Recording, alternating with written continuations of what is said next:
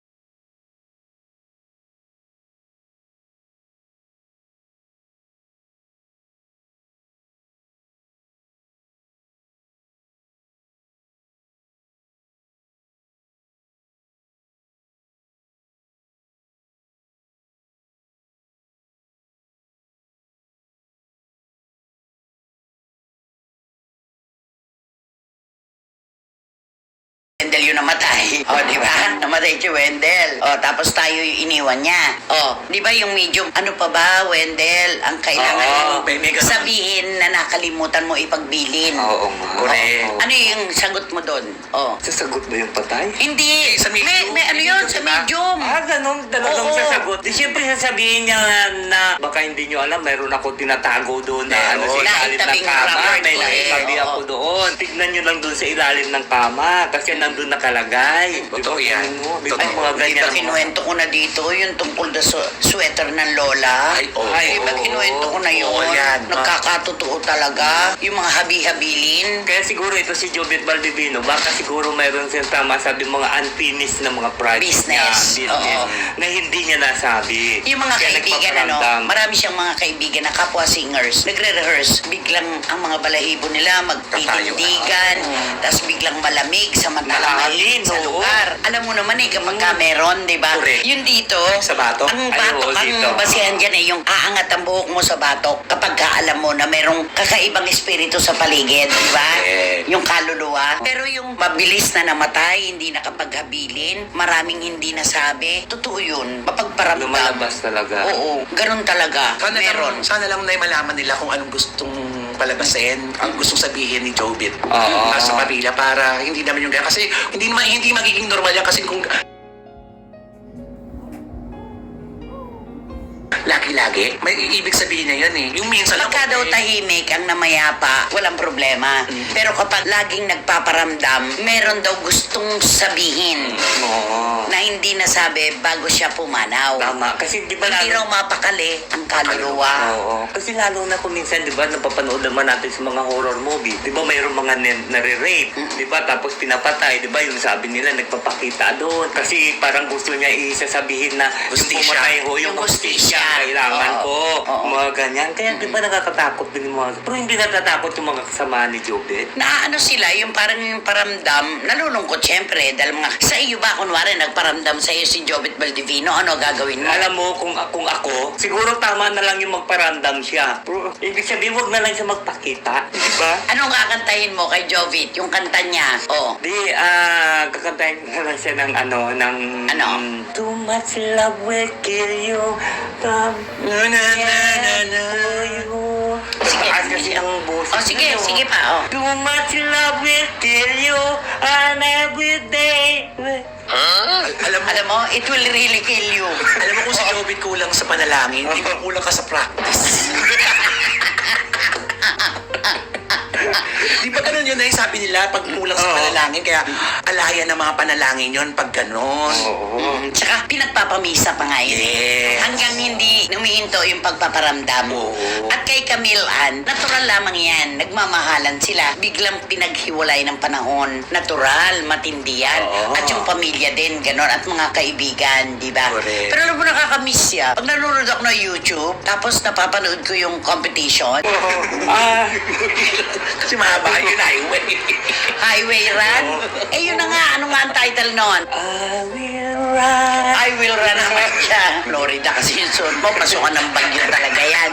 Okay, ano may papayo mo kay Camille Ann Miguel, ang kanyang iniwan na minamahal? Hindi ko ako ang gagawin na hindi kami. Magpamisa na lang siya. Pupunta sa simbahan, kausapin niya yung pare na ibig sabihin ganito. Father, si Jobet, yung kanyang kaluluwa, yung palagi nang nagpaparandam sa amin. Katulad niya, kung minsan mayroon tumutugtog na hindi namin alam, na 10 oras ng gabi, maririnig mo yung mga kanta ni Jobet. No? Simple siya sabi, para turuan naman siya ng pare kung ano nila dapat gawin. Kasi para may nobena yan eh. Inunobina mga 9 days yan natin na nobena eh. Oo. Para ipagdarasal siyang kaluluwa ni Para Jobet. mapahinga, rest in peace. Oo. Ika nga natin, diba? Para mapahinga ang kanyang kaluluwa. Hanggat meron daw kasi na gustong sabihin na nung mawala ay hindi nasabi, hindi talaga, inlimbo lang daw. Inlimbo, narayo lang siya.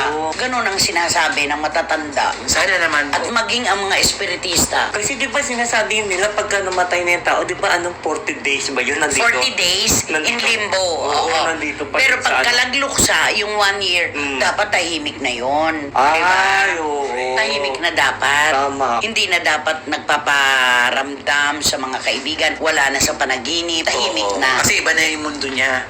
Tanggap na. Mm-mm. Tanggap na niya na magkaiba na ng Ang mundo mundo. at saka yung pamilya niya. Kaya, Kung ikaw si Camille at magpapakita sa iyo si Jovit, ano gagawin mo? Naku, Diyos ko. May sasabihin ka ba sa kanya? Parang natatakot ako nun. Hindi ka kasama ka. Hindi kaya si Jovit ang matakot sa'yo.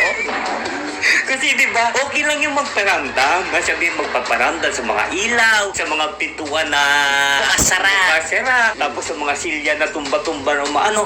Diyos ko, kung magpakita sa iyo. Ay, yung piano, tumutugtog ng piano, keyboard. Samantala yung na manghingi ka ng sorry kasi binabago mo yung lyrics ng kanta niya. At binago mo rin yung pangalan niya. Ginawa mo siya Jovit Moya. Sorry, baka yun baka isa yun sa pinag-aanin niya. Sorry po. Oo, alam mo bang di malimutan? So ayun na guys, napakinggan natin at narinig natin mismo dito kay Christopher Min na nagpaparamdam nga itong idol nating si Jovit Baldivino. Siguro nga ay meron pa siyang mga unfinished business o meron pa siyang gustong sabihin sa kanyang mga mahal sa buhay, lalo at lalo na itong sa kay Camille Ann Miguel na mahal niya na marami silang plano at plano na talaga nila magpapakasal ngayong taon, pero yun nga ay biglaan siyang nawala. Kaya naman siguro hindi siya mapakali sa kanya kinaroroonan kung saan man siya ngayon, kasi nga meron pa siyang gustong sabihin. Nangyayari talaga yan sa mga totoong buhay, na hindi lang yan sa mga horror movie na nangyayari, pero sa totoong buhay ay nangyayari yan.